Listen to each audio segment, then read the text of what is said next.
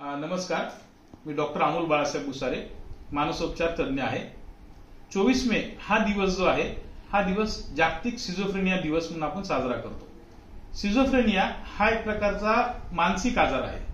या आजारामध्ये नेमकं काय होतं तर या आजारामध्ये व्यक्तीच्या विचार करण्याच्या, भावना व्यक्त करण्याच्या आणि त्याच्या वर्तणुकीमध्ये गोंधळ उडालेला असतो.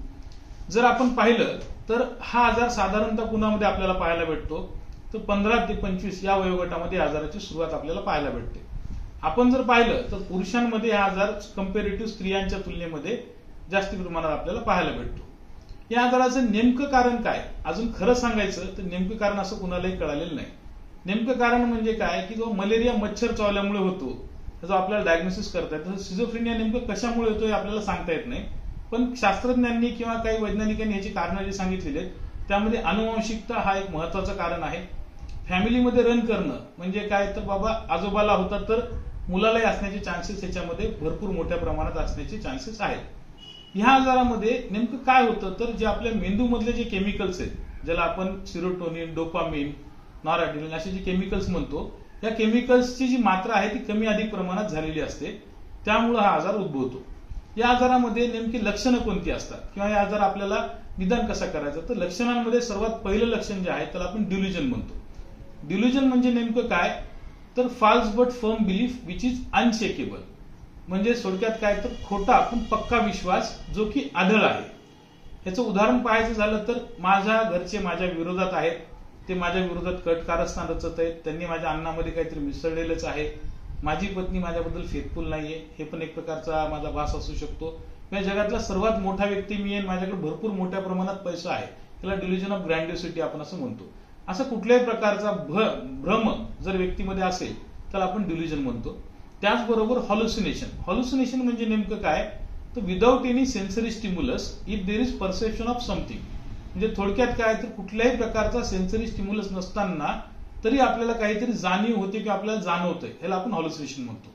आपली पंचज्ञानेंद्रिय आहेत, पंचज्ञानेंद्रियापैकी कानाचे हॉल्युसिनेशन ज्याला आपण ऑडिटरी हॉल्युसिनेशन म्हणतो, म्हणजे कुठल्याही प्रकारचा आवाज नसताना मला काहीतरी ऐकायला येणं, याला आपण ऑडिटरी हॉल्युसिनेशन म्हणतो.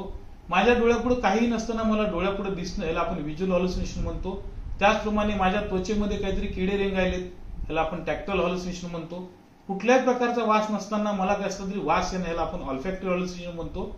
आणि त्याचबरोबर ज्याला आपण गस्टेटरी हॉल्युसिनेशन म्हणजे जिभेवर काही नसताना कसली तरी चव मला येते, हे याला आपण हॉल्युसिनेशन म्हणतो, गस्टेटरी. या कुठल्याही हॉल्युसिनेशन पैकी एक कुठल्याही हॉल्युसिनेशन सिझोफ्रेनियामध्ये असतं. नॉर्मली ऑडिटरी हॉल्युसिनेशन हे सिझोफ्रेनिया आजारामध्ये खूप कॉमन असतात, म्हणजे काही नसताना ऐकायला येणं हे खूप कॉमनली आपल्याला पाहायला भेटतं.